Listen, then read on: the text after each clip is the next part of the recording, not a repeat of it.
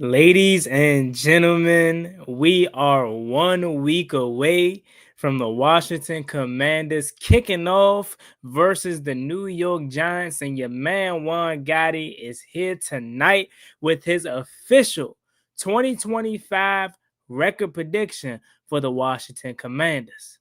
Let's do it. Shout out to Juan Gotti Talking Sports. You know what it is. Shout out Juan Gotti Talking Sports. The way that we live is not for everybody. Nah, that ain't it, y'all. How do you think the rest of Jaden Daniels' career is going to go? If we're, 6, 7 games into Jaden Daniels' career, and he's already milking injuries? Like, stop saying my name, you dick riding bastard.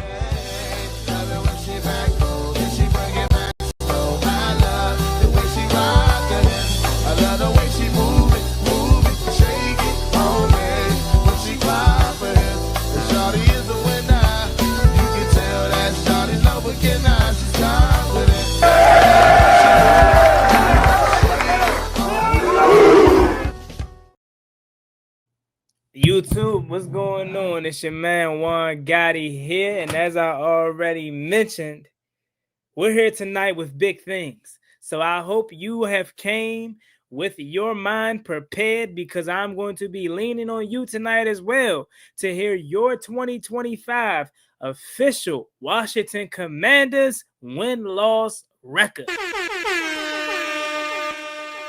So it ain't just going to be me putting in no work tonight.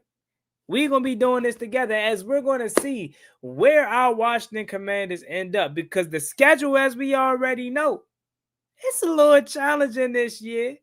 But I will say this. If there is a team that I feel like is prepared for the schedule that we're about to go through, I feel like it's the Burgundy and Gold. So with that out the way, let's go ahead and shout out some people in the comments section, and we're going to get straight to it. Shout out to my guy, Dave S. No more than 10 wins. Oh. He said the Commanders ain't going to get no more than 10 wins this year. So somehow we get worse, according to Dave S. We got better this offseason in a numerous amount of ways, but according to Dave S., we don't get nothing but more or less than 10 wins. 10 wins max, which 10-7, that ain't trash, but that ain't our max, I'll tell you that much. Shout out to Dave S. though. My guy HTTR Prods, my guy holding it down. What's up, brother? How you? My guy Big Simple 422. Make sure you guys subscribe to the OG. Big Simple 422 says 13-4 or 11-6. Andrew, I'm telling you, bro, I'm right there with you, man.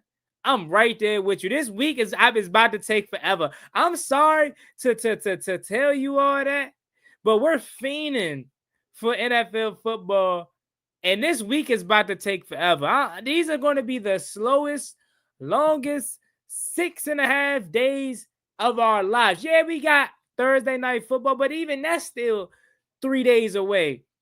So it's going to be tough, man. It's going to be tough. But, Andrew, we almost there, man. I swear. Look, unless you're an avid college football fan, then you good. But like me, I'm casual. Like, I'll watch it, but it ain't NFL. You know what I'm saying? Uptown Dre.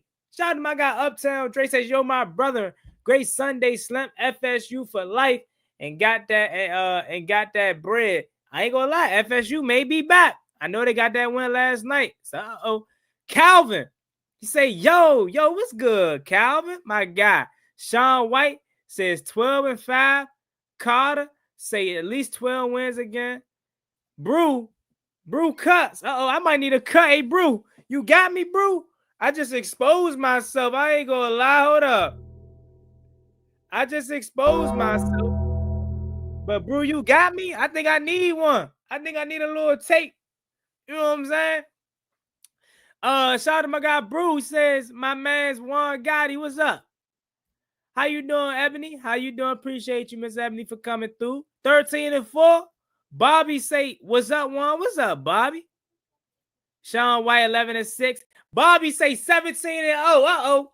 That's the kind of talk I want to hear. Even though we probably ain't going 17-0. I like the energy. I'm gonna read the rest of these comments, then we go get to it. Jumble say 11-6. Okay. Okay. Miss Ebony say 11-6. Money say 12-5. 10-7 or 11-6. Okay. 16-1.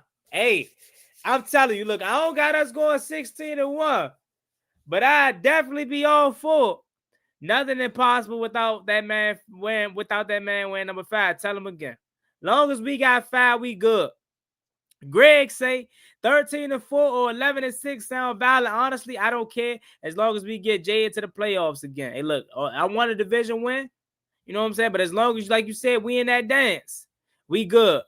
But let's go. Oh, hold up. I have not seen this name in years. Oh my God, Cruising 26.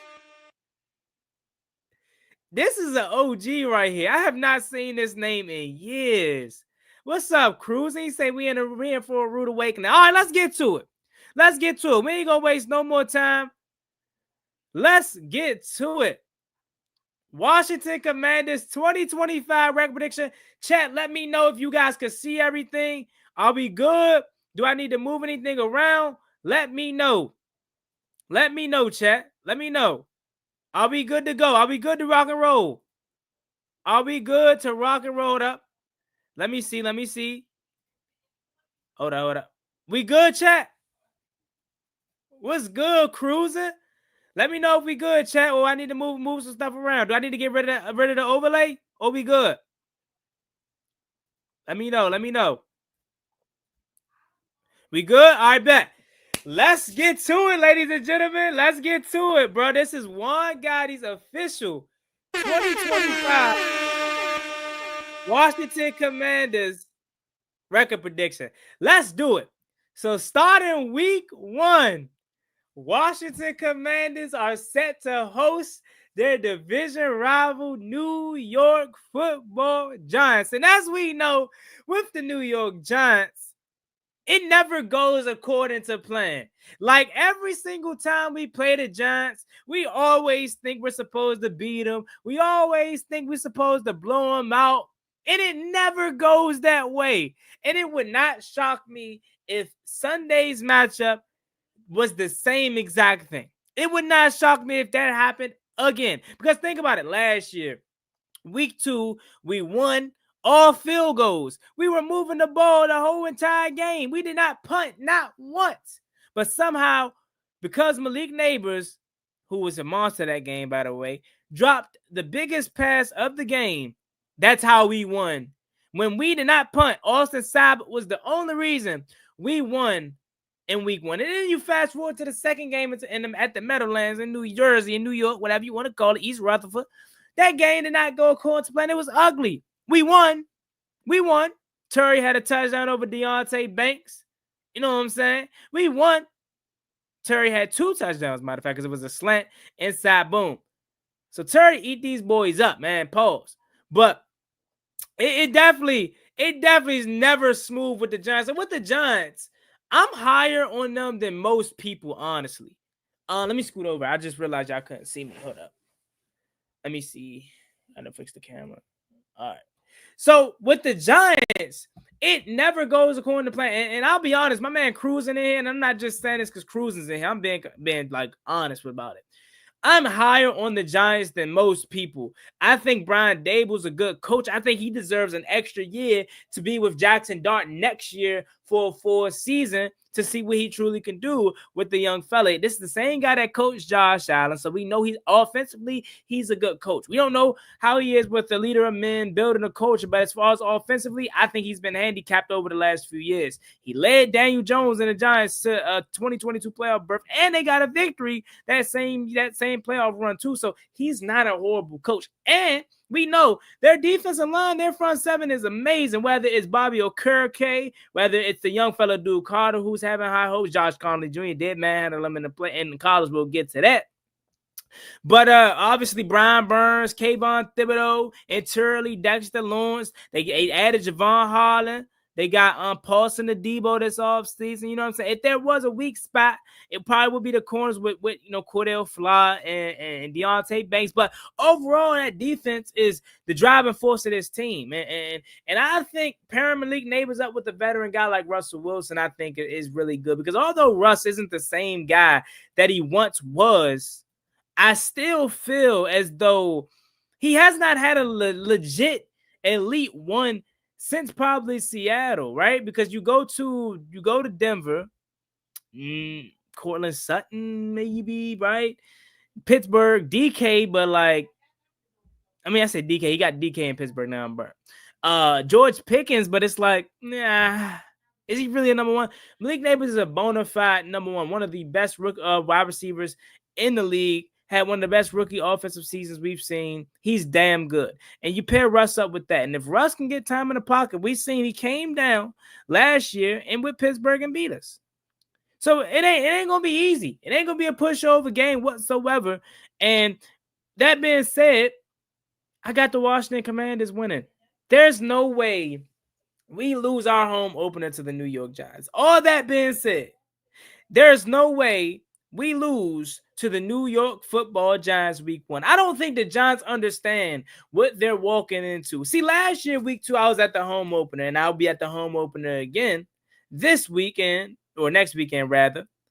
I don't think they understand what they're walking into. See, last year when I went, nobody knew what we were going to be. Nobody knew what we were going to be last year at week 2 at that time. And it was split Giants fans. It was split Commanders fans. But this year, it's a total home advantage for the Washington Commanders. And I don't think the Giants truly understand what they're walking into. I don't think so. Not only did we make massive upgrades on the offensive line, we got also defensive help. So Tyrone Tracy may not be getting the same success that he had last year. We got some secondary help now. Malik Neighbors going to get challenged. Going to still get his more likely than that, but going to get challenged. I almost want to say, my ego wants to say, we're going to blow him up because I want that so bad. But we know that ain't going to be the case. But we do owe Russ one. We do owe Russ one from last year because he stole one from last year. Had they measured that Zach Ertz first down, we probably would have won the game. Had 5 been on his best behavior that game, we probably would have won that game. We were up 14 to 10 at one point in that Pittsburgh game. I digress. That was the worst game I've seen us play last year in terms of a loss. That one stung the most. So we deserve to give Russ a loss. So I'm going to pick Washington to win that game. Start off 1-0. Then you got a short turnaround against the Green Bay mother-loving Packers, man. They just pulled off one of the biggest trades modern history, getting Micah Parsons from the Dallas Cowboys in exchange for Kenny Clark and 2 first-round picks. And for me, this is just me honestly, I thank the Green Bay Packers for taking Micah Parsons out of the NFC East. So now it's not a guarantee we face him 2 times a year. Now we see him once every couple years, maybe twice if they get to the postseason and we match up. But they got that monster of a guy out of this division. So I thank them for that.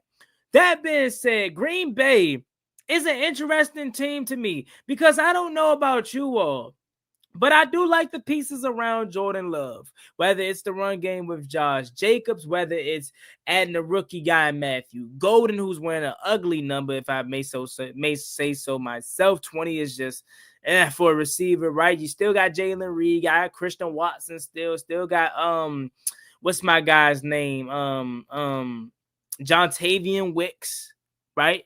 Is Tucker Kraft still there to their starting tight end? I want to assume so. Let me just do my homework right quick. But I would assume Green Bay still had their tight end in Tucker Kraft as their starting tight end. I could be wrong about that, but let me just, it's Tucker Kraft. So their offense is pretty solid. We know Matt LaFleur is an offensive genius, but I'll be honest with y'all. Can I be real with you for a second? And I know I might get some hate for this. But Jordan Love, He has not won me over yet. And I know that's saying a lot because he's the starting quarterback for the Packers, and the Packers fans love him, and he balled out in the playoffs a few years ago. But it's just like he's like the Jalen Hurts with no swagger. Or like, you know how Eagles fans' biggest reason for loving Jalen Hurts and thinking he's a dog is because he finds ways to win in the biggest moments, and he has his games in the biggest moments, which is true. He's like an off-brand Jalen Hurts to me. Like, I know it may sound crazy, I may be disrespecting Jordan Love, but he's cool. He's mid to me. He hasn't won me over. He hasn't had like a signature game for me to be like, oh man, that dude is elite. He's like just a regular cool guy. And he's all right. Like, he's all right. You know what I mean? That's how I really feel about Jordan Love, bro. Like, he's all right. And that being said, I don't think all right is going to be good enough to beat the Washington Commanders. Although you did get that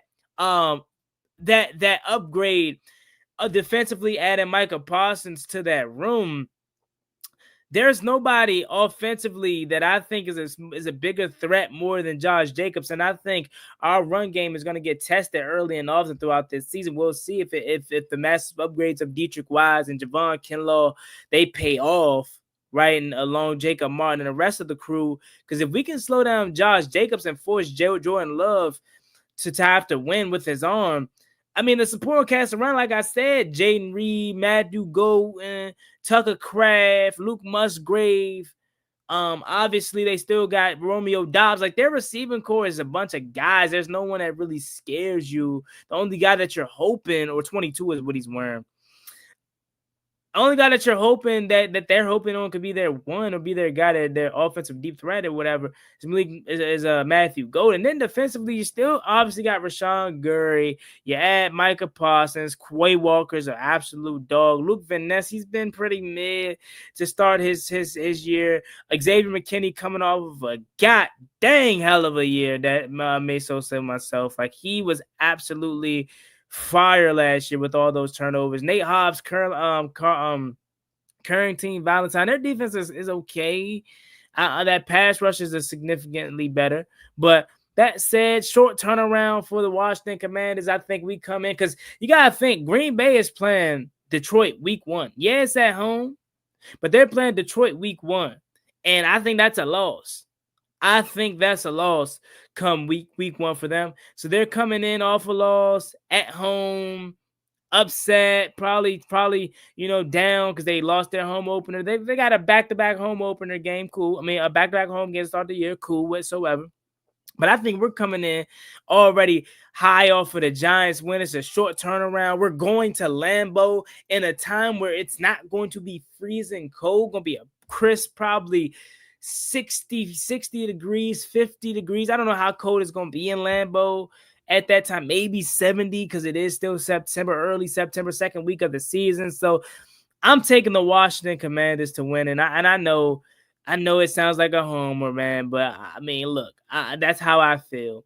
I got the Washington Commanders starting off 2-0. And not to get ahead, but I could easily see Washington starting this season off 2-0, 3-0, 4-0, 5-0, 6-0, 7-0. I really could. And that first loss could potentially come from the Kansas City Chiefs in week 8. I'm being honest. It's taking everything in me to not go that route.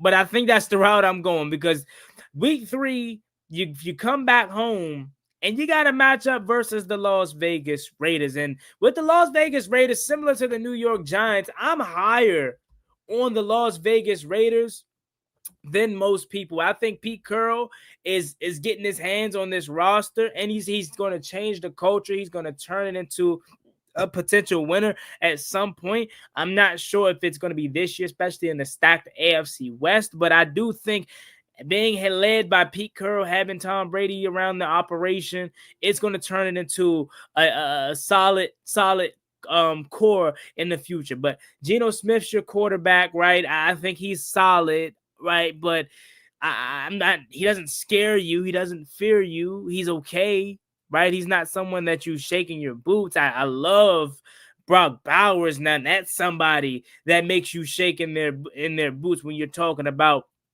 a guy that's an absolute stud, he's one that comes to your mind. If it wasn't for Jaden Daniels having his rookie year, it probably would have been Brock Bowers that would have walked away with some trophy, some hardware at NFL Honors last year.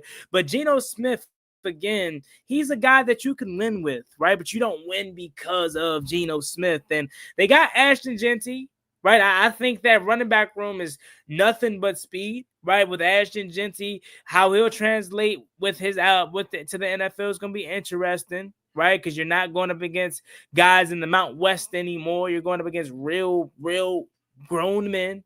So I know that speed, that quickness, that vision may translate well, but we'll see if he's able to withstand contact, if he's able to fight through tackles. And they have Raheem Mostert as well. That's a solid vet, and he's damn speedy himself. But you look at this receiving core.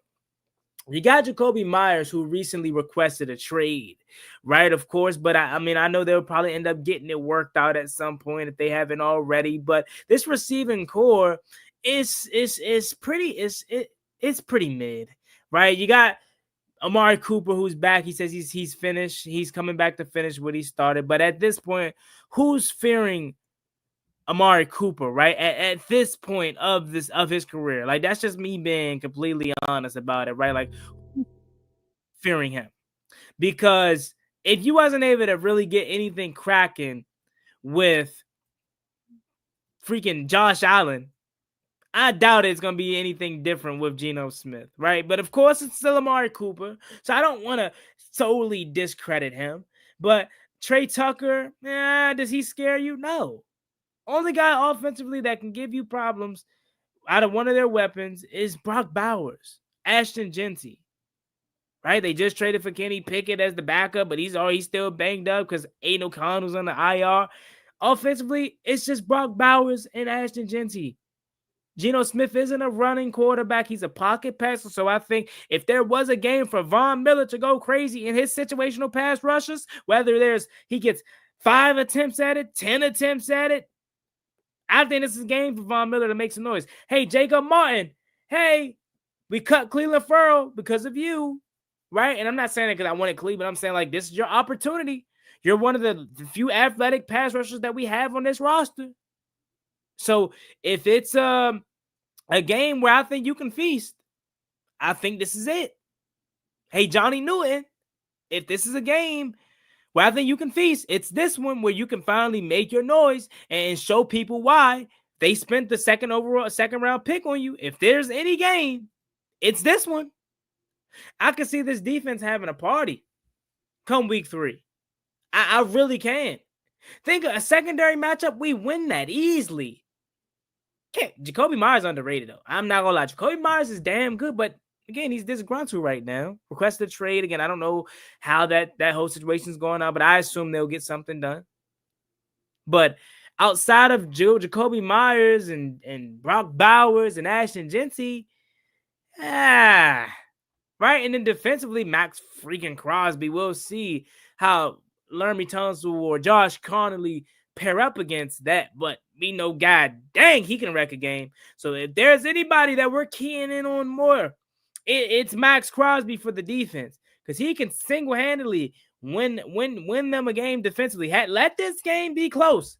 Let us come out there BSing, keeping this game one score, because again, they're not scrubs. Geno knows how to win.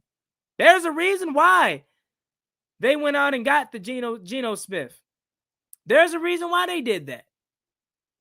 Because he can win. The roster around him may not be that good, but he's not no trash. So if we come out here BSing, we come out here keeping it a one-score game throughout the whole entire game, and it's somehow, let's say, 23 Vegas, 21 Washington, we need a field goal to win the game. We're driving. About a minute left in the game. That's the best time for Max Crosby. That's scurry hours for this offensive line, because he can win you this game. All it takes is one play. All it takes is one hit on 5, one strip sack, and the game's over. So roster-wise, without a doubt, we got the Raiders beat by a mile. It's not even close. But I will say again, let this game be close. Let this be one of the games where you BSing and you slouching around and you let them hang around knowing you're supposed to destroy this team. You could be in for a rude awakening. But that being said, I got faith in my guys. I got faith in my guys to get it done. And Washington will start the season off 3-0. 3-0. I'm trying to think last year. We started off 2-1 because we lost to the Buccaneers. Someone supposed to do that homework for me. When the last time we started off 3-0? Next game. The game that scares me the most about this schedule. And I know that's crazy to say, right? With all the games that we have left remaining, this the game that scares you the most, Juan Gotti? Yes. And that's for the simple fact of I will be there. Fingers crossed. It's work in progress. Your man Juan Gotti most likely will be there. So fingers crossed that stays the case. But we've been beating the Falcons every single year. We find a way to beat the Falcons, whether it's us in the rain, whether it's Taylor Heineke, Effort Turries down there somewhere, whether it's last year to clinch a playoff berth in overtime, week 17. We always find a way to edge the Falcons. What I will say, though, is it's different in Atlanta. It's different in Atlanta because that boy number 9, Michael Penix, I think he's a dog. I think he is a dog, and he showed us up close and personal last year that the moment is not too big for him. He showed us up close and personal. The moment is not too big for him. And I think that young fella is going to be damn good in the future. And I think Atlanta has a bright future with him under center. But this game scares me like crazy. Because as we know, all streaks must come to an end, Chad. I'm not going to lie to you. You know what it is. Even the guy's theme song I'm about to play, his streak came to an end. All streaks must come to an end, Chad. And if there was a time for it to happen, it would be this year. It would be this year. As Atlanta, they got some pretty nice weapons, right? Whether it's Bijan Robinson, and again, like I told y'all, coming out the gate, this run defense, this improved run defense that we talked about, it's going to get tested early. Bijan Robinson, Tyler Algier, they still got Drake London, who's damn good, right? Darnell Mooney's okay. Ray McLeod still around. Right, so outside of the run game, they don't have and Drake London, they don't have a really supporting cast that scares you. But maybe this is the breakout year for Kyle Pitts. Maybe, who knows? That said, though, come on, baby. You think I'm gonna pick us to lose this one? It's scaring me.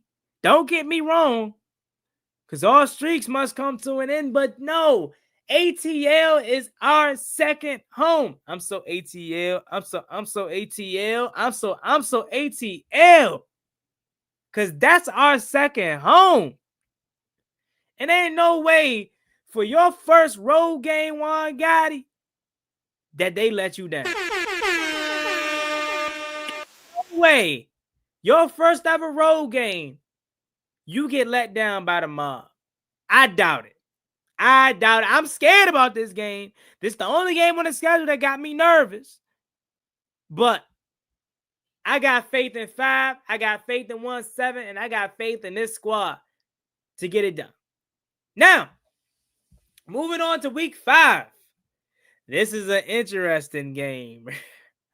Because you're flying across the country. So you're back-to-back road games to start the to go from week 4 to week 5, you're back-to-back road games. So first in Atlanta. That's not far of a travel from FedEx. But then you go from Atlanta to LA. It's interesting to see how they play this week out. Because remember, last year, we did a trip to Arizona where we went from, what was it? Who did we play week 3? Because it was week 1 Bucks, week 2 Giants. Week 3, was it? It was Cincinnati, right? That Monday night game. That was Jaden Daniels coming out party. We went from Cincinnati to Arizona straight. So I don't know if they do that again this year, but if there was a time for that to be a case and for that to transpire, I feel like it would be in this pocket right here, because you're going from ATL all the way to LA.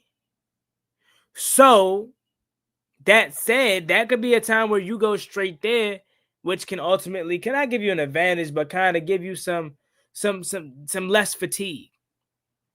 Now, talk about the Chargers, man. They're an interesting group because they got one of them ones at quarterback. And is this the first time this year that we're facing one of them ones on the center? Now, I like Michael Penix, but I don't know if we're crowning one of them ones just yet for Michael Penix. So this is the first time Washington this year, thus far, week 5, is facing one of them ones.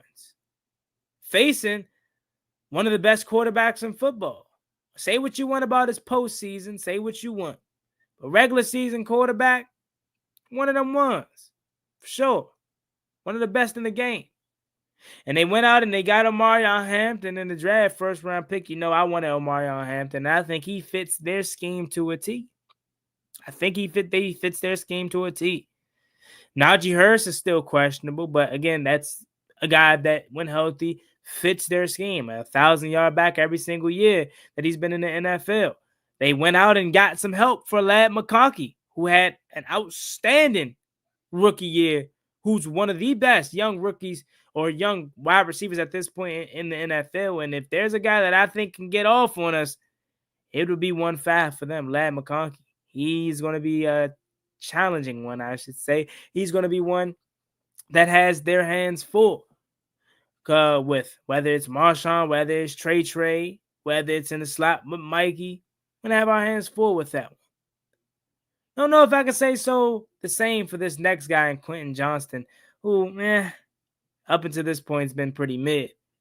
But they've tried to put a supporting cast around Herbert this year, whether it's Trey Hurst, who they just drafted, or it's Keandre Lambert-Smith, who showed out in the preseason. They got some nice weapons, and they brought back OG Keenan Allen. So, I don't know, some questions about this Chargers offense that I know some fans of theirs had. I don't necessarily know if those questions still lie, because this is a solid supporting cast. Dare I say, I could be jumping the limb, but going from running back all the way down to wide receiver, maybe this is the best supporting cast the Justin Herbert team has had since he's been on the Chargers.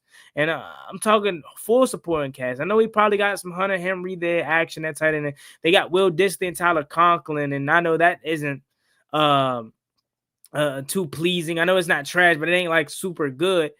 But I think this Chargers offense is pretty solid. Now, who's calling their plays? And Greg Roman, we know he loves to run the ball heavy. And this is where I think Washington gets their true test on the ground of how do they stop the run? How will they fare against the run? Because how I truly seeing this game plan out, right, and it's just me being honest, I can see this game being low scoring. I can see this game being the team to win. They won time of possession, because I feel like the Chargers are going to be the team to lead the league in time of possession next year. I truly do, because I think they're going to take care of the ball. I think they're going to run some more. We know what Jim Harbaugh loves to do. We know what Greg Roman loves to do. So I think that's their approach. And they did lose Rashawn Slater, which is a big blow to that offensive line, if we're being completely honest. Right, you go from having Joe Alt on one side and Rashawn Slater on the other side, with having to do some rearrangement and getting Joe Alt over there. Offensive line, Bradley Bozeman, I know there's some questions about him. Mekhi Becton, I think, was a big pickup, but he's banged up already.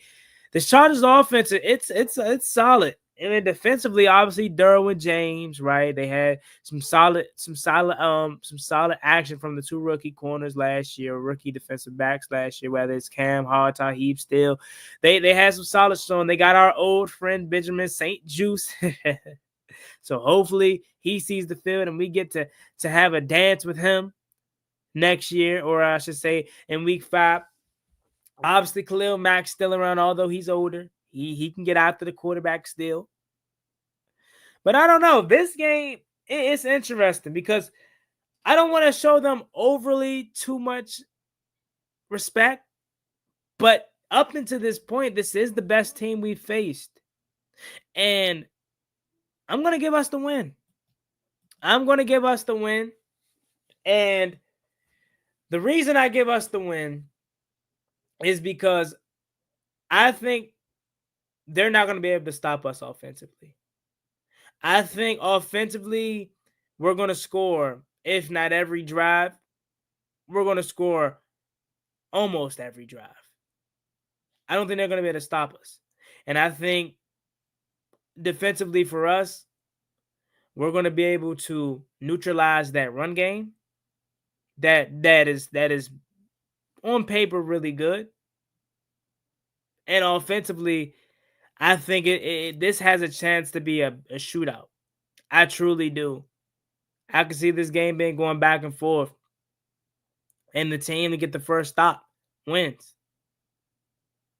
But what I think ultimately gives us the advantage is our ability to run against this defensive line. They did lose Puna Ford this past offseason, right? I think Ja'Cory Cross-Murray, this could be a big game for Ja'Cory. I think the home field advantage again will play a factor because we're going to turn that into a Commanders game, home game. I hope you know that. I hope you're prepared for that. That's going to be a Commanders home game. And it's going to be a damn good one. But I think we win. And Washington is sitting at 5-0. And boy, oh boy, if Washington starts this season off 5-0, I am going crazy. I am talking big trash. You hear me? Week 6. You got these bastards again. I never had no ill will towards the Bears, and I still don't, but they do. They hate us for whatever reason. And last year, we know how dramatic that game ended last year. That Hail Murray, offensively, again, we were moving the ball, but we were shooting ourselves in the foot. Again, this Bears team, they try to over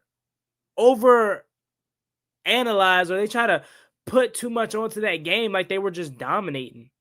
We won the game 15-18. You scored, I believe, your first touchdown with DeAndre Swift late in the third quarter when he had that big run to the corner. I could be wrong, but it was like 7-12 at one point. Right? That was a low-scoring affair. Offensively, Caleb Williams wasn't doing shiz. We had that man bottled up. And they made some improvements offensively this past offseason, whether it's getting Costa and Loveland in the draft, right? You still got Roma Dunze. You get DJ Moore back. You go out and get Luther Burton. All right, so offensively, they made some upgrades, but dare I say, again, we're at the point where for Caleb Williams, in my opinion, there's no excuses. There's no excuses for Caleb Williams this year. He has everything you need to be successful. DeAndre Swift in the run game, DJ Moore, Roma Dunze, Luther Burton, Costa and Loveland as your supporting cast. Still got Cole Kmet as well. You go out and you get Joe Thuney, right, to bolster that offensive line. So there's no excuses. And defensively, you still got Montez Sweat, right? I know he's probably not what you paid him the money for, but you still got Montez, Tremaine Edmonds, even though he's banged up at this moment, Jalen Johnson, Jaquan Brisker, Kevin Byard. There's no excuses for them this year. But I think we win this game. And here's why. Here's why I think we win this game. I think we win this game because it's going to come down to Caleb Williams. I think it's going to come down to the shoulders of Caleb Williams, and it's going to show that it's levels to this because we have one of those ones that can uphold the pressure of the game being put on his back. I don't know if Caleb Williams can do that. I don't think so at this point of his career. I like Caleb Williams. I'm not a Caleb Williams hater. I hope he's good. I see the potential in him. He's a DMV product. So I'm rooting for him like hell when he's not playing against the Burgundy and Gold. But again, I think this game comes down to him. And I think he makes a crucial turnover in the biggest moment of the game.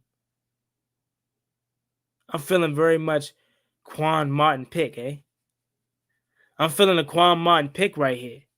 Who's with me to seal off the victory versus the Chicago Bears, and we send their ass back to Chi-Town, and we beat them up how they were supposed to be beat last year. Again, they lost last year on a walk-off fashion. But we lost. I mean, they lost.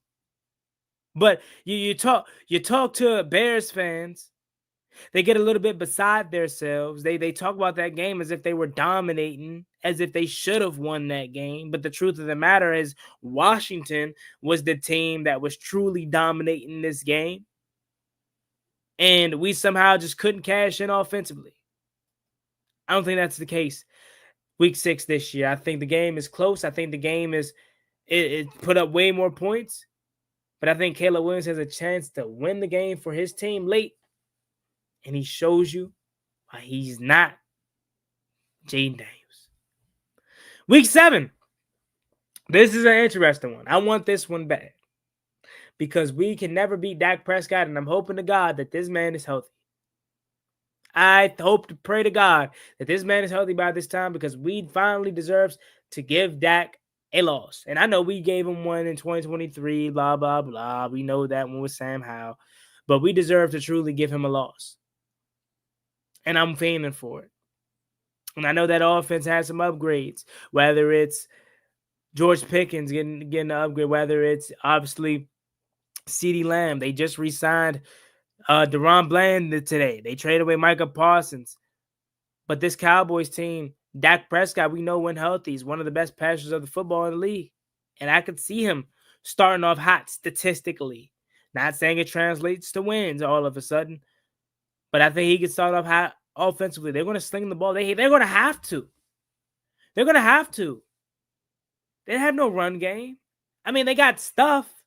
Miles Sanders, Javonte Williams, Jaden Blue. They got names. They got stuff back there. But it's not something that scares you. It's not something that tells you they can run the ball. They have a run game. No. I could easily see this game being a game where Dak Prescott is having to pass the ball 50 times for the Dallas Cowboys to win this game. I could see it being that type of game. He having to air it out. And if you ask me, Dak Prescott having to air it out, how you like your chances? I love him. Because, yeah, he can be a flamethrower at times. He can make great throws. But if you're telling me out of 50 throws, and it's just hypothetical, and I'm going on the high end, but if you're telling me out of the 50 throws, he's not going to turn over the ball at least once, at least twice, I should say, you're just sadly mistaken. And I think if we could force him into 2 turnovers, oh man, it's looking pretty for the Washington Commanders. And I think with him having to throw the ball as much as he does, it's going to force him into a couple turnovers. That's going to be the deciding factor for this game. You no longer have the threat of a Micah Parsons. You don't have enough defensively that scares you. Who's checking Terry McLaurin? Is it Deron Bland? Who's stopping Deebo Samuel? Who's the Cowboy killer? Who's stopping those guys? I don't think nobody is on your team. Look, when you have Micah Parsons, he was a game maker. He was a threat that can take over a game defensively. But defensively, I don't see nobody being able to stop us. Damn sure not Sam Williams is not getting pressure on the quarterback. We know we had Dante Fowler last year. He used his good year with us last year. He's not giving you 10.5 this upcoming year. We know him. Can you stop the run? Probably, with Kenny Clark getting traded over there now, right? Odigizua, you re-sign him. Cool. Right? But you don't have a DeMario Overshown who can wreck a game. Secondary, is Trayvon Diggs back? Is Diggs healthy? Is Diggs playing week 1? Can someone confirm Trayvon Diggs' status? Is he playing week 1?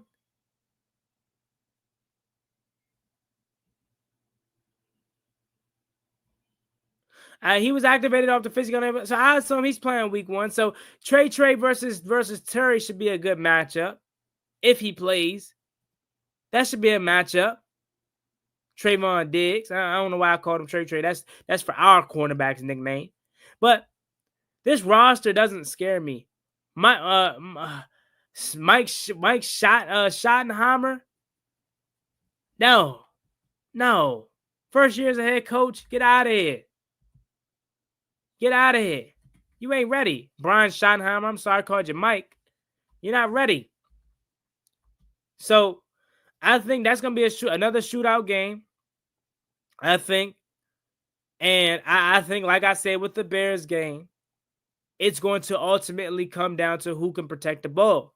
And I think if you have Dak Prescott having to press and throw 50 times, which I think they have to because they have no run game. They have guys, they have stuff, but they don't have anybody that can fear you.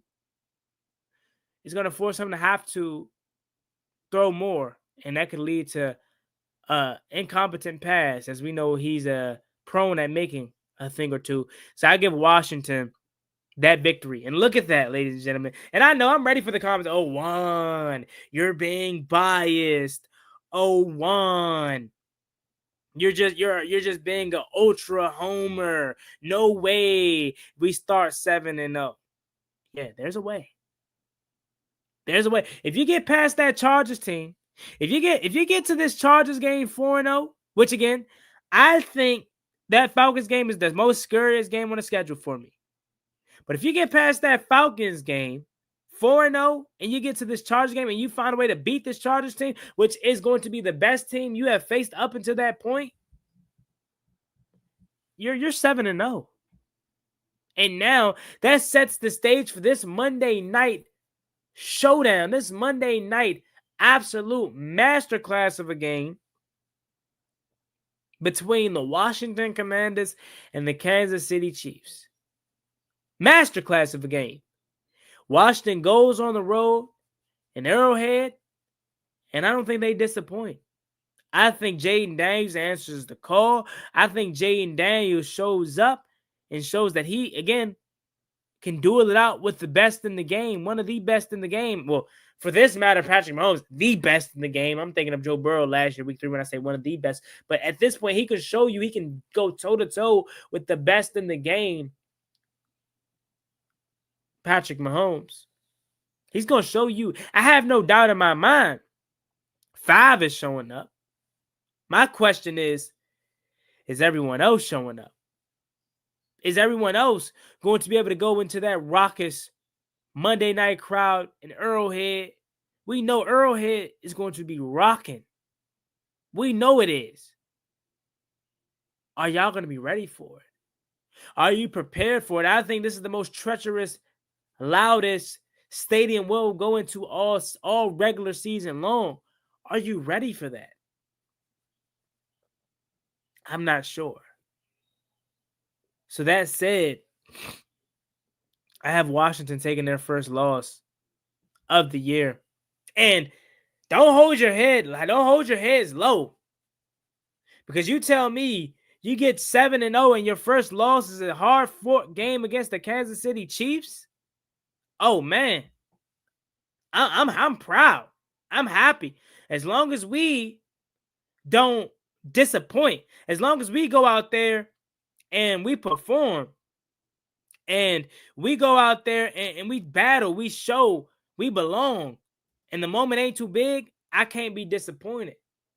But I just think, similar to that Eagles game, that NFC Championship game, I could see it going something like that. Not the final score, but in terms of 5 showed up. I know my quarterback going to show up. But is Joe Witt going to show up? Is this defense going to show up and be able to slow down Patrick Mahomes? Is Arrowhead, the atmosphere, going to be too much for this defense to handle? Is this going to be too much for this offensive line to handle? Are we going to have communication issues? Are we going to be able to set the protections? Are we going to be able to master the silent counts? Are we going to be able to limit the self-inflicted wounds? Are we going to be able to limit that? I don't think so. I don't think so. You got a young pup and Josh Conley Jr. on that right side, more likely than not. I could see him being prone to being a little bit jumpy. That could be crucial at times. So I think you lose that game. But I don't see it as a bad thing. I don't see it as a bad thing. And you come back home after that game and you finally get to wear the alternates. You finally get to put on the beauties, them crispy throwback Super Bowl jumps. You finally get to throw those on. And you got a matchup in Seattle coming back home. This is Sunday night, I believe, the first of our 2 Sunday night games. It's going to be crazy. I know that atmosphere is going to be crazy. Them uniforms are going to be lit. And I'm hoping I'm there for that game. That's one of the games I have circled. I know it's going to be lit. Sunday night game at the Fed or at Northwest in the Super Bowl alternate uniforms. Oh, man. That's going to be lit. But as far as Seattle as the team, they don't scare me one bit. And I've been saying this all off season long. I think Sam Darnold's going to turn back into a pumpkin. I think Sam Darnold was a product of the Kevin O'Connell environment. I don't think he's going to be trash, like complete dog water trash, but I don't think he's going to be anything that sets them apart. I don't think he's going to be no different than Geno Smith. I think he keeps them their head above water. I think he keeps them interested in the NFC West, and I think he keeps them in a spot to potentially compete for that division down the stretch of the later parts of the season. But I don't think he does anything different than Geno Smith. Maybe protect the ball more than Geno Smith, maybe. But damn sure doesn't have the arm of a Geno Smith, doesn't have the balls to take certain throws of a Geno Smith. So I don't think they're going to be anything different than what they were with Geno Smith. Kenneth Walker hasn't been the same since God knows when. Zach Charbonnet, in my opinion, is their best running back on that roster at this point. You got Jackson Smith and Njigba. You got Cooper Kupp. That's a solid duo.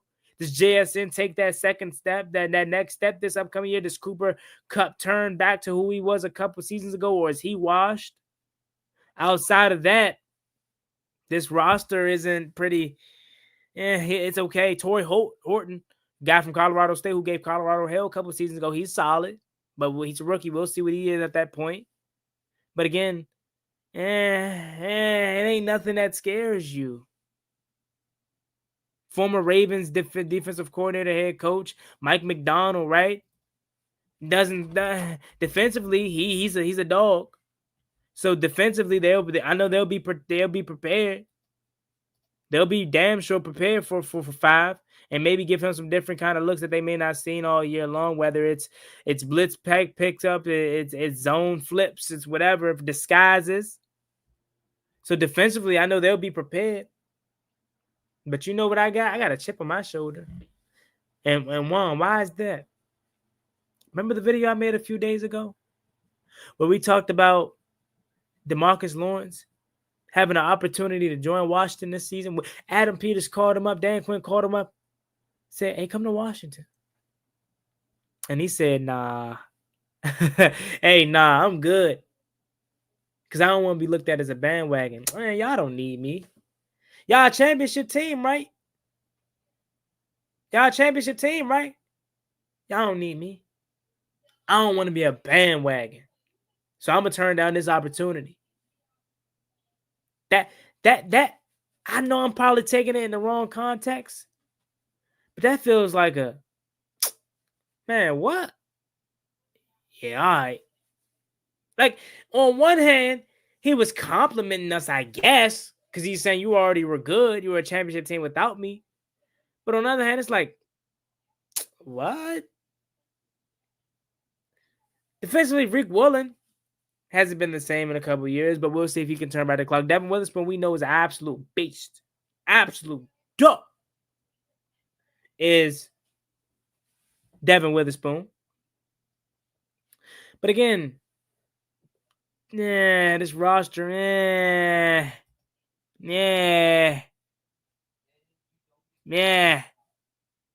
So I'm taking the Commanders. We're 8-1, headed into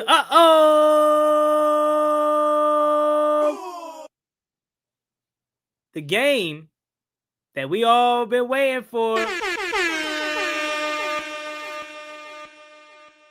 Week 10 matchup with the Detroit Lions. And we remember last time we faced this Detroit Lions team. We remember what happened last time we faced this Detroit Lions team. Now, I will say this. They were banged up, right? Their cornerback goes down in the first quarter.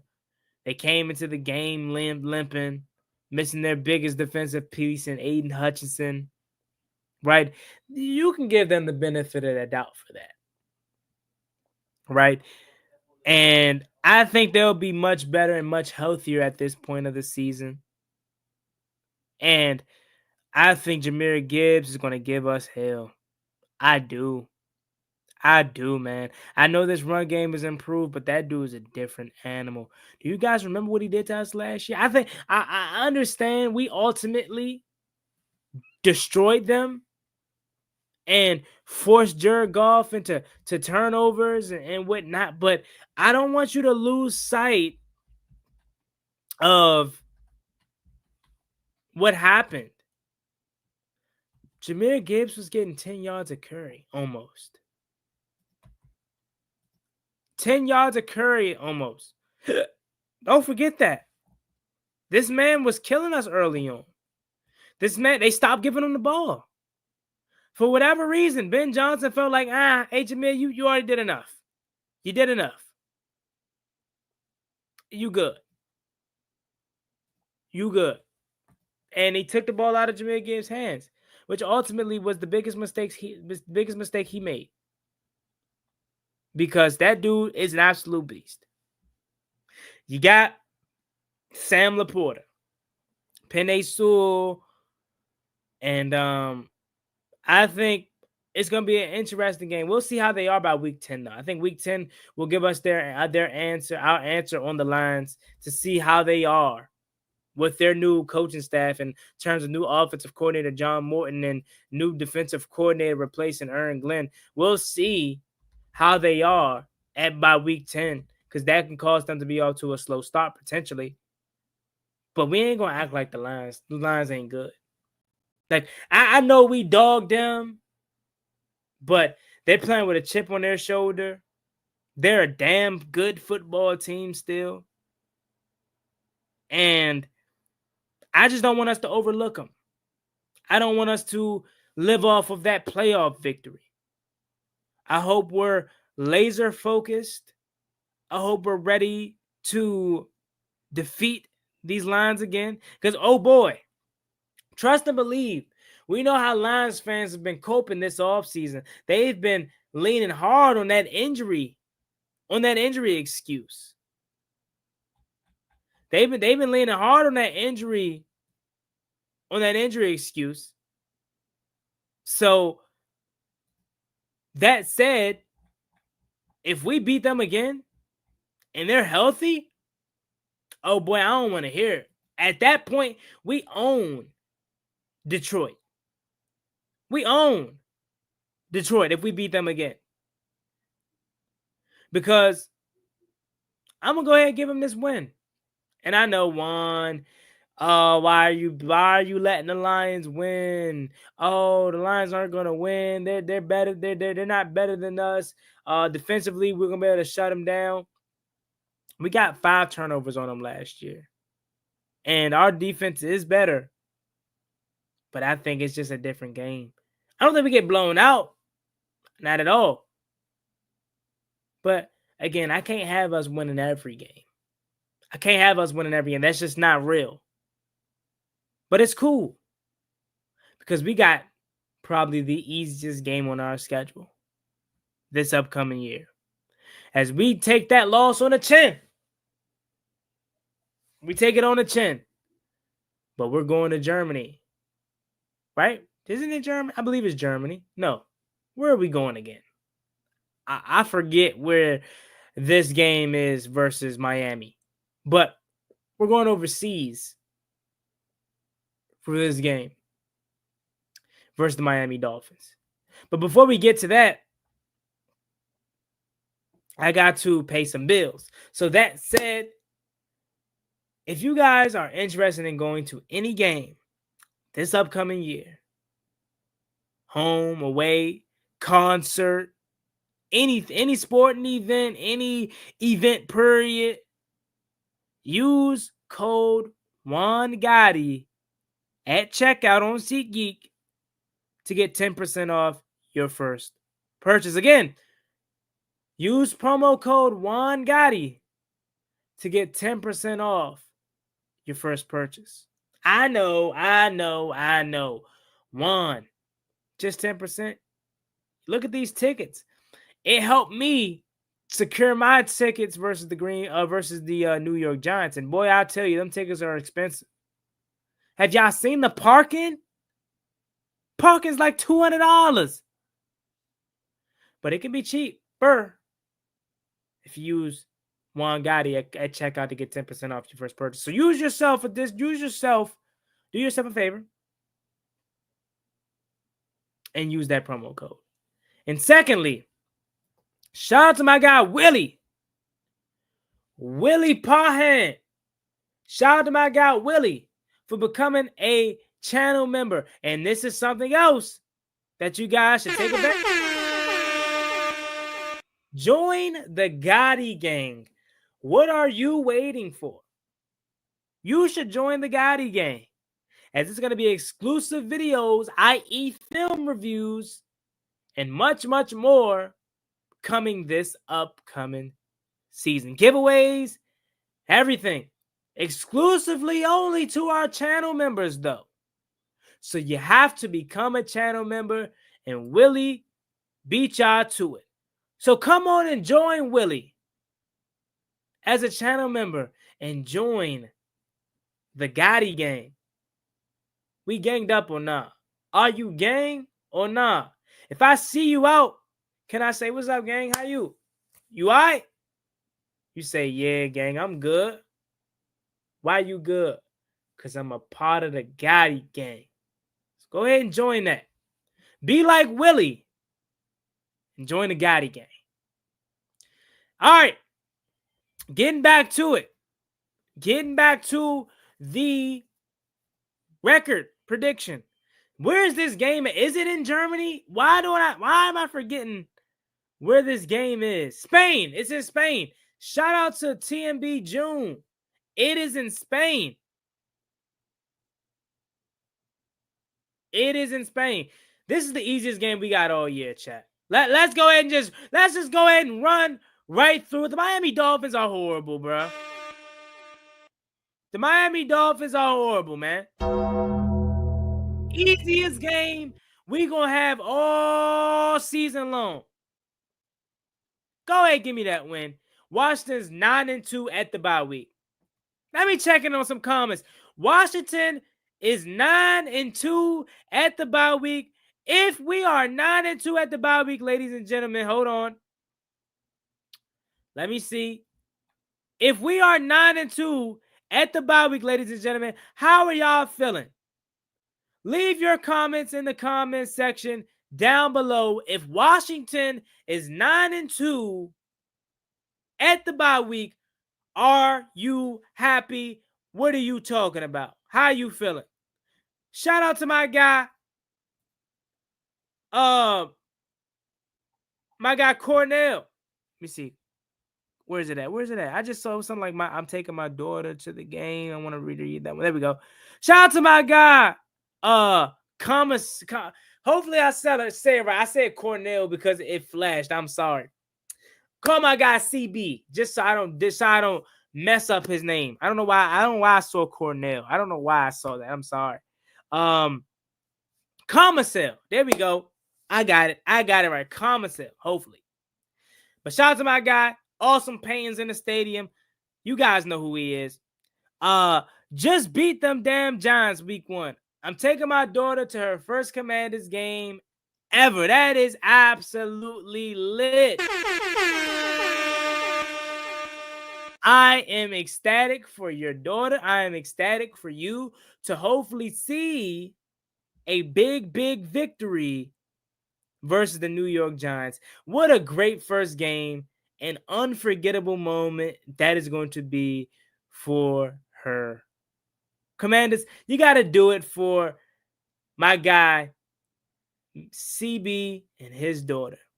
He's taking his daughter to her first ever game. She gets to see Jay and Dang. She gets to see Terry McLaurin for the first time live in flesh. You gotta do it for a victory with my guy.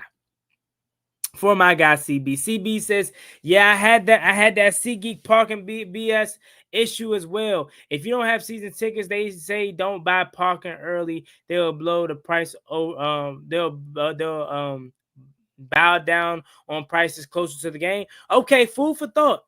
Thank you for that. So, okay, if I'm gonna buy a parking pass, I probably won't buy it closer to the game. Cool. Thank you for that, CB. I know that now. Thank you.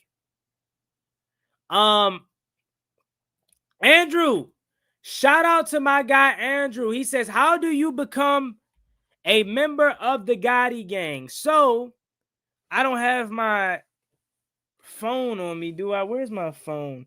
So I know on the computer, as you're watching right now, if you're watching live on the computer and you go down to the comments or right by the subscribe button, it should say something called join. I don't know. Let me see if I can grab my phone. Let me see if I can grab my phone right quick and see if I can see from the phone portion of things.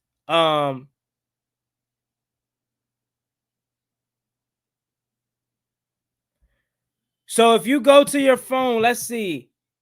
Yeah. Okay, so what I think you can do, you only can become a member on the website version. So if you don't have the website version, you will have to either get on the computer or you will have to get on YouTube through a web browser on your phone. And that is the way you become a channel member.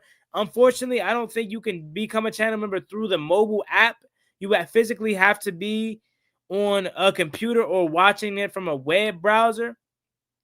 So, that's how you become a member and join the Gotti gang. I'm telling you, be like my guy, Willie. Join the Gotti gang. This is the year for it. Film breakdown, exclusive videos, and giveaways. The more we get people into the Gotti gang, the more giveaways and we're giving back to the community. I'm telling you, you don't want to miss it. Join the Gotti gang. Join it. Yo, Juan, what's your opinion on street scores from Commanders King? That's my guy. That's my dog. That's my guy, Rico. That's my guy right there. Love Rico. Love everybody in this community, man. Everybody. Love the Commanders Kings. Love everyone doing their work. That's my dog right there. Shout out to Rico. When I go to Atlanta for the game, I'm hoping I could meet him and link up with him for the first time ever. That's my dog. That's my guy. Dolphins have Storm Duck as their quarterback. Come on, man. By that time, the Dolphins probably will be packing it in for the season. But 9-2 at the bye week, I think is perfect. I think it's perfect. That is probably number one seed talk right there. Maybe number two, depending on how Philly's doing. Let's see, who's truly else a legit Detroit, obviously. That could be interesting because the game I have us losing against Detroit, that could be for the number one seed, either later in the playoffs. That could play a factor into who gets the number one seed. And you go back to if it's a tiebreaker, you go back to the regular season victory. Or they could flat out just be coming into that game, maybe same record as us. And if they beat us, they got the one better, or at that point, it would be two better than us because they got the better victory and they got the head versus head bout. But nevertheless, 9-2, you're in good shape. And if we're 9-2 at the bye, I'm chilling. I'm chilling. Coming out of the bye. Ooh, you got a hell of a game.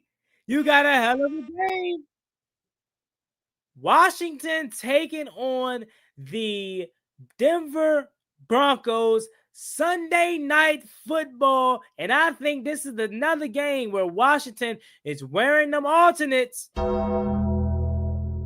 When I tell you this is the game I'm looking forward to the most on the schedule, I'm not going to lie to you. That Kansas City game, it's cool. I'm looking forward to it. And, of course, I'm looking forward to every game and Philly, of course. But, like, this game right here, ooh-wee.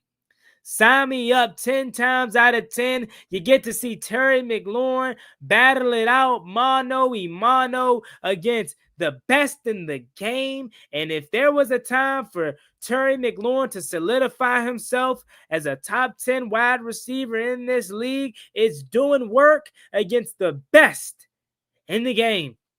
And, of course, you got the matchup, Bo Nix, Jaden Daniels, 2 second-year quarterbacks. The Denver Broncos fans felt like Bo Nix should have been in the Rookie of the Year discussion. This is going to be a hell of a game. This Denver Broncos defense, oh, my God, man. Oh, my God. You already had Pat Surtain. You had Jair Bourne do the draft. Your linebacking core, outstanding. You go out and upgrade that furthermore. Getting Dre Greenlaw, right? Like Vance Joseph. Come on, man. That defense in Denver is crazy. Crazy good. And I'm not over exaggerating. They even had Cody Barton out there John hooping last year. That's how good they are. And that defense. They go out and they sign Tawa Noah Hufanga. That defense is damn good there in Denver, man. Damn good. And I think it's going to be a true test for this Washington Commanders offense. And I go out there and say, if JD go out there and shred this Denver Broncos defense, oh, man. Because I know they're stacked everywhere. Zach Allen on that defensive line. You got Nick Bonanito. Hopefully I said his name correctly, but you know him. He was a dog. These guys, they got dogs everywhere. Probably the best defense in football. If not top 3, top 5 for sure. But offensively is where I still think they lack. And that's where I think that gives us the advantage over them. Because I do think that defense is going to be good. They could give us some trouble at times throughout the night. But I don't think it's going to be a problem all night. Like, I don't think they have us bottled up. I don't think they have us bottled up throughout the whole entire night. So I think we get our stuff off. Oh, wow. Dang. I think we're going to get our stuff off at some point. But offensively for the Broncos is where they lack. I like Bo Nix. Bo Nix is cool, but we'll see. If he takes that second-year leave, J.K. Dobbins on the ground, we'll hope he's healthy by that time. You never wish injury on anybody. That run game is pretty average.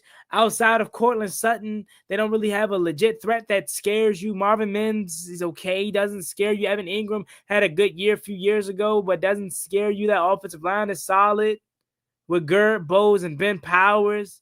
Mike McGlinchey's still around, right? But they don't scare you offensively, so I'm going to give Washington the victory over the Denver Broncos. I think that defense gives us some problems early, but I think second half adjustment, something that we do so well, is going to play into effect, and I think we win.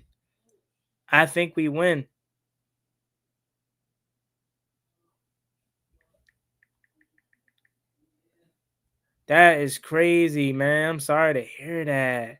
Dang. Then coming after that game, you got the Minnesota Vikings. I'm giving Washington that victory too. I'm giving Washington that victory versus the Minnesota Vikings. And the reason why I didn't have to think about it, I know that Vikings defense is good. And I know Kevin O'Connell, quarterback whisperer, I know that for sure. And I know Justin Jefferson, absolute dog. But can I be honest with you? Can I be honest with you for a second? That defense is damn good. Don't get me wrong. And they can give you some problems. And JD could slip up. JD could slip up. And the reason I say JD and offense could slip up is because he's facing two of the best defenses back-to-back weeks. So if there was a stretch where he could somewhat struggle or could somewhat have a downslide in the year, it could be this. It could be this. So that being said, I'm giving us the victory because I think overall we're more talented than them. But I think JJ McCarthy is Brock Purdy. And that's not no shot at Brock, as I think Brock is damn good. You can win with Brock Purdy, but you don't win because of Brock Purdy. And I think there's going to be certain throws, certain plays that he doesn't make that is the reason they lose some games. I think he's a rookie, right? He's a second-year quarterback, but obviously he missed all of last year. His first action this year. And I think they don't win because of JJ McCarthy. And offensively, outside of JJ, who's the best in the game, in my opinion, Jordan Addison will probably be back, but maybe it takes him a few weeks to get his feet under him as he's going to be suspended to start the year. You get Adam Thielen back. TJ Hawkinson is cool. But I don't think it's enough to stop us. I don't think it's enough. So I think we win. And then, week 15. Talk about it, Juan. You're speaking on it, so talk about it. Jaden Daniels in this offense is facing three of the best defenses in the league. Now, we'll see how the Giants looking by week 15 in terms of defense. After that offense has flamed out and struggled, and I think Jackson Dart probably will be starting this game in week 15. I do. We'll see if that defense is still strong. But on paper, as we predict this 1 week from Sunday, 1 week from the season start for the Washington Commanders and the rest of the NFL, they're one of the best defenses on paper. So there's a stretch, 3-game stretch, where JD is facing three of the best defenses in the NFL. Could it hurt him? Potentially. This stretch is a little tough. You go Denver, Minnesota, Giants, Philly. Could be tough. But nah, don't think it's enough. I think Washington edges out that victory and we win. So we're sitting at 12-2. 12-2 is where we're sitting for the gauntlet versus Philly, Dallas, Philly. 12-2. And this is for the division. This is for the division. Whether it's Philly and Washington, Philly and Dallas, Washington and Dallas, whatever the three are, whatever the two are out of the three, it's for the division. Maybe it could be all three teams being involved with the division, but a likely chance of that, not so much. So, Jury, what you talking about, Jury? Jury talking about I'm being biased. Jury, man, if I was being biased, I'd say we 17-0. But nah, I'm cooking though. I'm cooking. I think we beat Philly at home. Week 16. I do. I think we beat Philly at home and we start this NFC East gauntlet off damn good. But here's the kicker. For some reason, we struggle with Dallas, as we know, of course, division rival. But even more than that, it's always some BS when we face Dallas in Washington. Just freaking last year. In freaking Washington. Some BS. You're supposed to win that game versus a miserable Dallas Cowboys team. They didn't want to win. But we didn't either. As you let You score, you let Kayvon Turpin take one back in the house on you. After that, you get a miracle. Lightning strikes twice in Washington. Daniels, McLaurin, sideline. Lightning strikes twice in Washington. That call still gives me chills to this day. Should have won that goddamn game if it wasn't for Austin Seibert. Damn you, Austin. But you shouldn't have been in that predicament in the first place against a pitiful Dallas Cowboys team. A damn pitiful one. It's giving me the hiccups. How pissed off I am that we lost that game. And I think history repeats itself again. For whatever reason. Oh my God, I got the hiccups. Is that God telling me that I'm welling? Is that God telling me I'm lying? Is that God telling me, Juan, you know daggone well you beating the Cowboys and you sweeping them? Maybe. But I'm going to give the win to Dallas. Again, I don't know what it is about Dallas and Washington. I don't know what it is. But for whatever we do, we always play down to our competition. We always play funny against Dallas and it's DQ's former squad, so we may have a soft spot for him. He'll be less aggressive like last year, right? There's no damn way you sent Austin Seibert out there. Go win the game. Go for 2, Dan. What are you doing? Go for goddamn 2. Something like that's going to happen again. I feel it, unfortunately. So, Washington's 13-3. And final game of the year versus the Philadelphia Eagles. In the link, Week 18, could this be for the number 1 seed? Could this be for the division? Could be. I know both teams going to the playoffs for sure. But who's going to take the NFC East crown? We'll see how the stipulations are. Because maybe we already got the division wrapped up. I highly doubt that. But maybe we got the division wrapped up by that time. And we're sitting our starters. So maybe this game doesn't mean much. Maybe Philly got the division wrapped up at this point of the season. So this game doesn't mean much. But let's just put a little extra stipulation on this game just for the hypothetical and fantasy world of this prediction. We're going to say this game is for the NFC East. This game is for the NFC East and home field advantage throughout the playoffs. Kind of like Minnesota and Green and Detroit last year. Winner takes the number 1 seed and loser with that damn good record of theirs, 14-3 or 13-4, has to go on the road as the 5th seed. And I know y'all ain't gonna hear, y'all ain't gonna like to hear this. I know.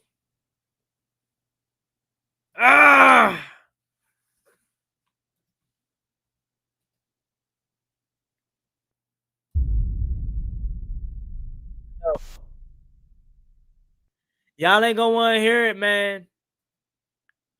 Y'all not gonna want to hear it. I know. Shoot me. Call me an idiot. Juan, you're tripping. I know. But I got to split in with the Philadelphia Eagles. I do. And that gives Washington a 13-4 record. And in my fantasy world, Washington is on the road, the number 5 seed. Yep, I know.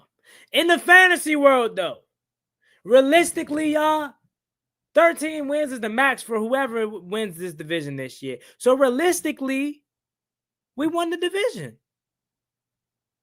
Look, Don't be mad at me. In my hypothetical world, we're in the wild card. But realistically, 13-4, unless Philly is the same as us throughout the whole year, we won the NFC East.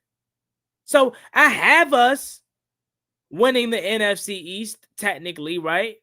But for this hypothetical, and to make the loss seem a little bit more dramatic, I have us being 13-4. And Philly, 13-4 as well. Or 14-3. But like realistically, I have us winning the division. So there you have it, man. 13-4. 13-4 for the Washington Commanders this year. What are y'all thoughts about that? Juan Gotti, official Washington Commanders record prediction for this upcoming year is 13-4. Tell me your predictions. Now, again, I think we'll win the division, but that 13-4, you never know how it pans out. Again, it most likely will mean we won the division, but you never know. 2 games slide to enter the playoffs. Yikes. Is that not fair, though? Is that not facts? Look, y'all can say I'm being biased. Some people can say I'm being biased. I'm real. I could have easily had us fake go 17-0, 15-2. I'm real. You tell me you can't see that. I'm not saying it's going to happen, but again, this is the same team, and we're different in terms of upgrades, but we had a 3-game losing streak last year. You don't know how the season's going to end up. You don't know if injuries play a factor. You don't know if a few different coaching mistakes changes the outcome of some games. So I could see that. CB says, my daughter that I'm taking to the game, unfortunately, she is a Cowboys fan, but she actually is going to support us. And eventually that she lives in Maryland, she'll come over. I feel it, LOL. Yeah, that's what I'm talking about. Converter. Never too young to be converted to the right side. You know what I mean? TMB says, man, we win at Northwest Stadium versus Philly, but beat Dallas twice, then lose Philly to end the season 14-3, winning the East. I have us winning the East at 13-4.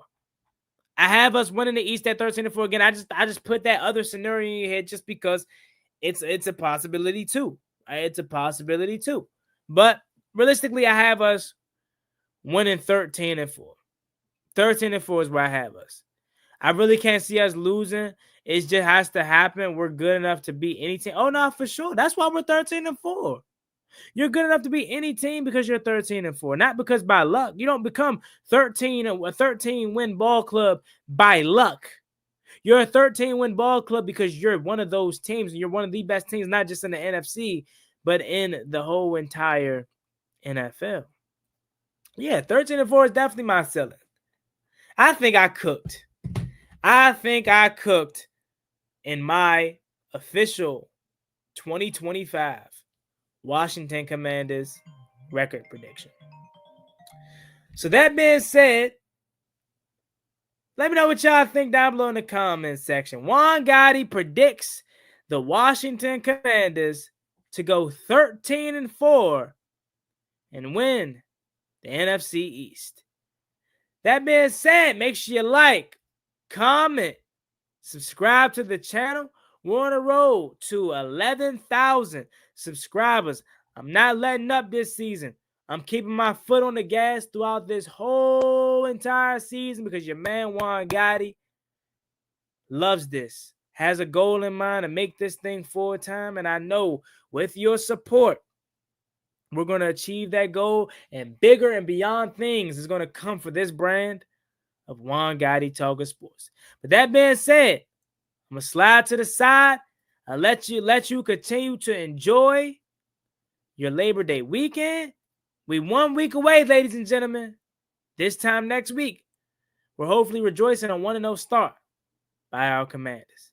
As always, being boy Juan Gotti, I love each and every one of y'all. Catch y'all later. I'm out.